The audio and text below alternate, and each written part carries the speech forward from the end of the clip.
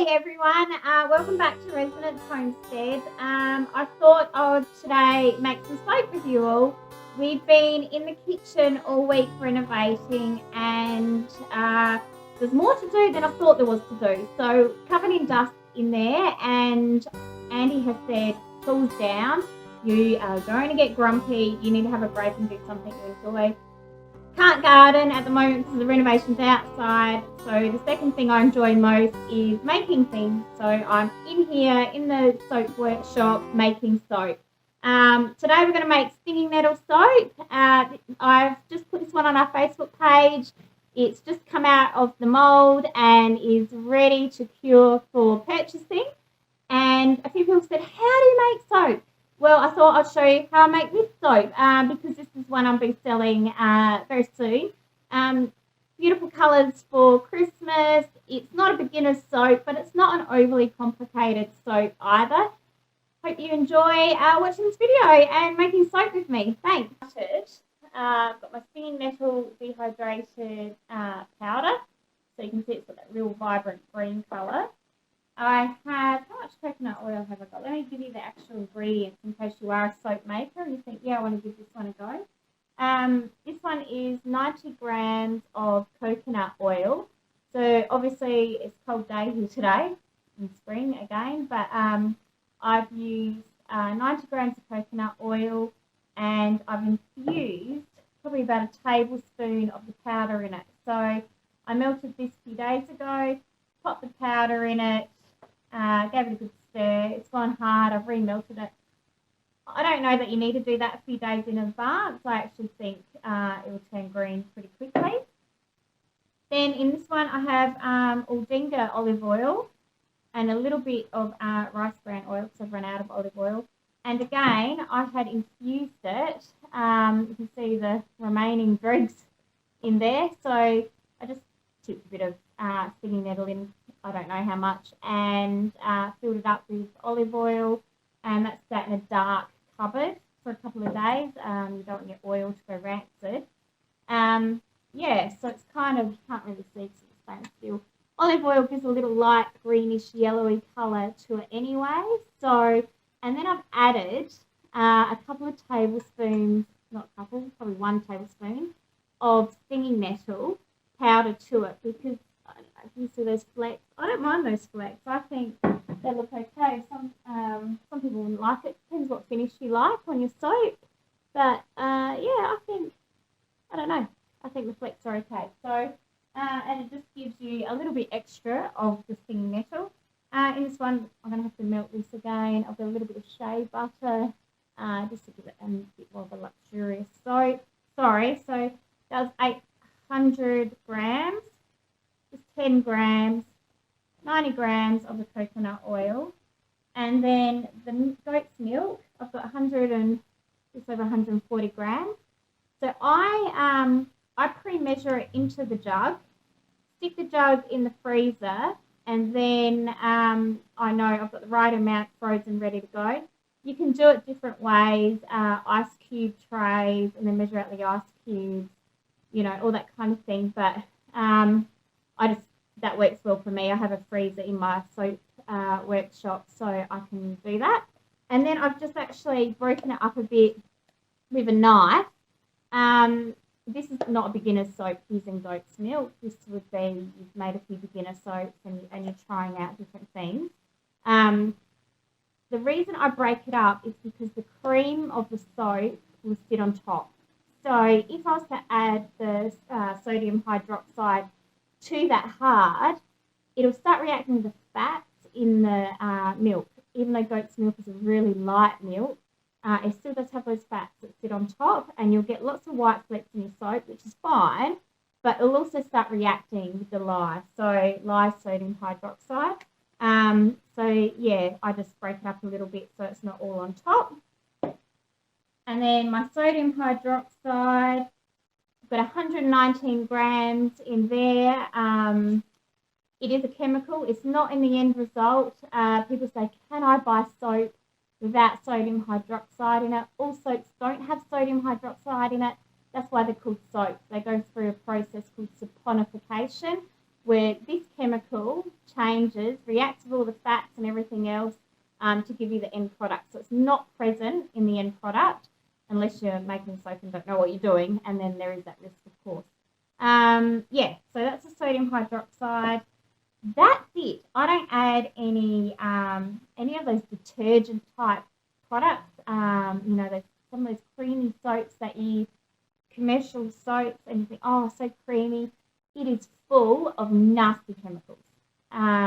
It's full of I can't pronounce it, surfactants and things like that. Some people love it in their soap. I'm about using the least plastic I can and reusing stuff I can and using the least amount of chemicals I can. So for me, this is it. So goat's milk soap, coconut oil, shea butter, and locally sourced olive oil. Coconut oil is organic. The shea butter isn't, unfortunately. I have a big tub of this that I was actually given as a birthday present, which I love because it's a birthday present that also has a practical use. So it's not going to end up in landfill. It's something that I'm going to use anyway. It was in bulk, so less packaging, in a reusable bucket, all that kind of stuff. So yeah, let's make some soap. So I'm going to mix these oils together and then we'll be ready to mix these two.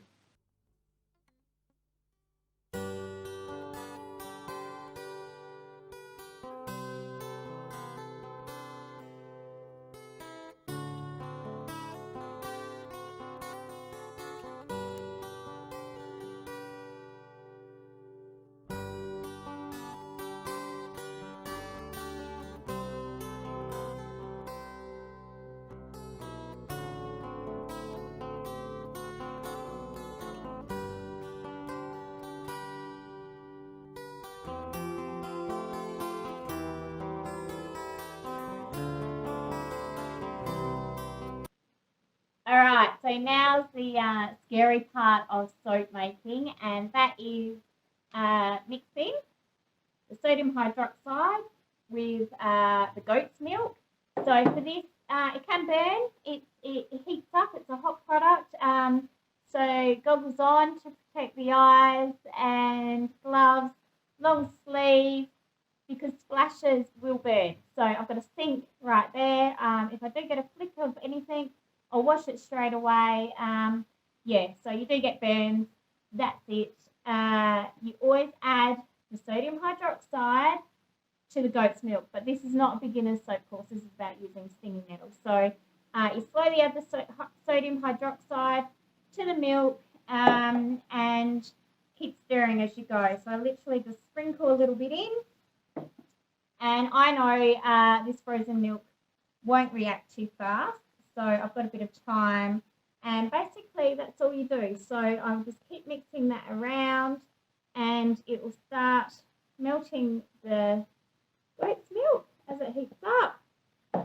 And what you'll find as well, the hotter it gets, the goat's milk will burn and go orange. I don't mind that happening because it just adds to the colour and it is what it is. Okay, it's going to liquid, so we just sprinkle a little bit more in. Stir it through. Trying not to splash up, making sure you get all the bits from the side. Just keep mixing it in. So the heat of the sodium hydroxide is melting the milk. At the last bit. And just as a safety thing, I also use a different coloured spatula, so red for danger, with my sodium hydroxide. So I know that could have quite a concentrated amount on it. So when I'm washing up or when I'm using, making this kind of soap, it's one block colour, so there's not a lot of back and forth. So you can see it's very lightly going orange. That might go more orange if I was to let it, but I think I'm going to add that to the oil while it's like that. So all melted. I can feel the warmth through my glove. I do it by temperature to touch. I've been soaping for a while now. You can use thermometers and all that kind of thing, but I have 2 recipes I use that are a bit tried and true. I don't really deviate from that, so yeah, I'm not very active with the thermometer. So now I'm going to add the sodium hydroxide to the oil and bring it to a light trace. So I've got all the oils mixed up here. I've got my mixer ready to go. I'll just give it a burp. That means to get the bubbles out. Bit of a stir.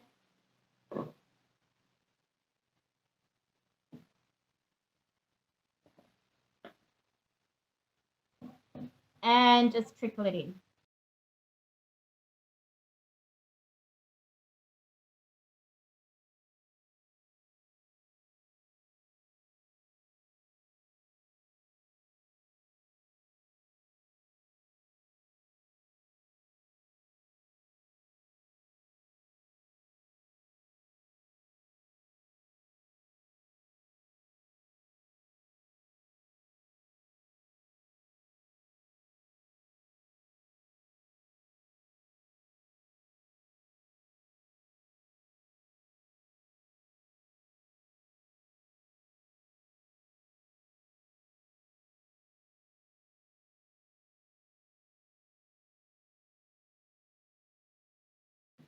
Okay, so you can see that's already lightly thickening. I'm just going to give it a bit more of a zap. I can see there's some oil sitting there that's not fully emulsified with everything else. And at that point, I can stop. So this is because I'm using goat's milk that it's reached what we call trace quite quickly. The sugars in the goat's milk this time of year, the grass is green, lots of seed and things like that. It's high in sugar out in our paddocks. They're also being fed when I milk them, and that's got a bit of a molassesy coat to some of the grains. So my goat's milk is already quite thick. So now I've got to work quite quickly to get it into the mould before it gets too hard to work with. And scrape it round. Again, I've kept my goggles and my gloves on because this is still a lye-rich product. Starting to go through the process of saponification, but it will give a burn. Alright, that's scraped pretty well. You don't want all that soap solidifying down your drains and things like that. And then this is where you can do a pretty pattern. I'm going to give it a bang to get any air bubbles out. Oh, my cup of tea. Alright, probably can't see those little air bubbles popping on the surface. Sorry, probably couldn't even hear me saying that. So little air bubbles are coming to the surface and popping. So I'll just do a few more bangs. And that is stinging nettle soap. So what I did with this one, obviously I sprinkled a bit of stinging nettle on top to give it a bit more of a decoration. So this is where you can really play with how you like your soap. See if it's thick enough yet. Sometimes you've got to wait for it to cool. You can do all kinds of patterns on top. If we have a look at my calendula soap, you can see I've kind of just waved it up at the top and then I've sprinkled my calendula flowers. So this is a calendula infused soap to give it that nice colour, but also benefits of the calendula. And then I've added some petals on top so you can clearly see what it is. And yeah, give it a bit of decoration. So we can do that with this one. This one's got a fair bit of stinging nettle in it. I can see it splattered through the soap. So I'm just, having a play really. So have a play, get it looking how you want. And the awesome thing at this stage is still quite movable. So if you don't like it, you can flatten it back out, or you can wait for it to cool probably a bit more to get really goats are in the front garden. Just saw them walking past the window. You can probably hear the tractor in the background. And he's out digging the front. It's a nice day for that, so he's getting amongst that. Thank you for the feedback around the sound. My IT support, i.e. Andy, has started looking at a microphone that I can use. So I am just using my phone to do these videos. I don't think we're at a point where we're looking at purchasing cameras or anything like that. We're still renovating. So, yeah, phone it is, but we'll take on board, especially all these windy days we've been having, how, you know, the sound is. So I've got that bit of powder. You can, sometimes it's easy, a bit more control. You flick it. Remember, this bar's going to be cut, so it doesn't have to be super even. You know, as long as you get a bit on each piece.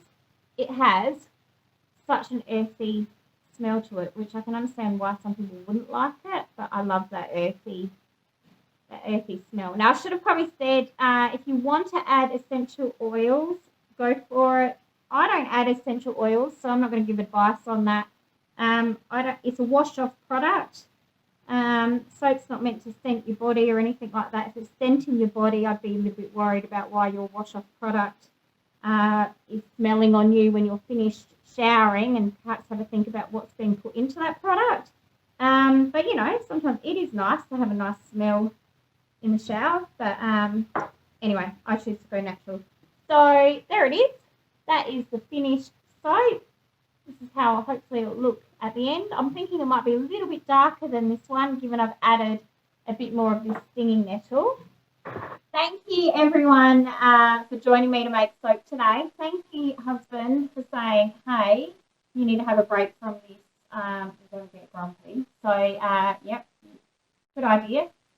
There's finished soap. Well, the wet finished soap.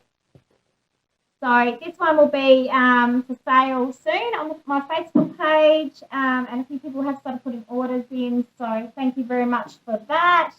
These guys are ready to be labelled, and they're out, so I can get the labels on and get them sold. So I've got a whole, my calendula one like I showed you, little love heart ones with charcoal and cocoa and things like that in it. And yeah, thank you very much, everyone. I hope a little bit of what we've done here today resonates with you, and I hope you get out and enjoy that spring weather. Thank you.